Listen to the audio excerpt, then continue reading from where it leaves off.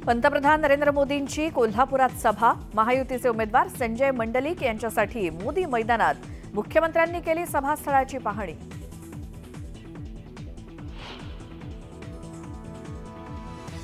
संजय काका पाटलांसाठी देवेंद्र फडणवीस मैदानात, सांगलीत साधणार मतदारांचे संवाद।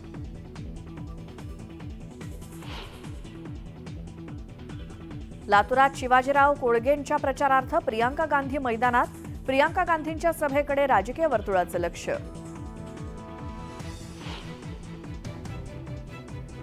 साताऱ्यात शरद पवारांच्या 2 सभा, धैर्यशील मोहिते पाटील आणि शशिकांत शिंदेंच्या प्रचारार्थ पवार मैदानात।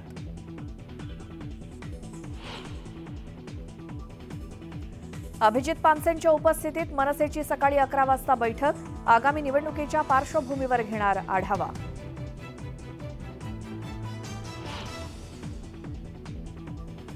गुप्त मतदानामुळेच पहाटेच्या शपथविधीनंतरचं सरकार कोसळलं, न्यूज 18 लोकमतला दिलेल्या खास मुलाखतीत उपमुख्यमंत्री अजित पवारांचा गौप्यस्फोट।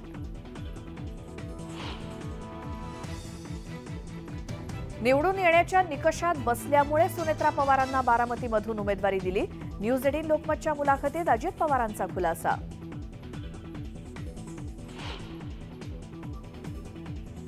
राज्यात 53.51% मतदान, तर वर्ध्यात सर्वाधिक 56.66% मतदान, दिग्गजांचं भवितव्य मतपेटीत बंद।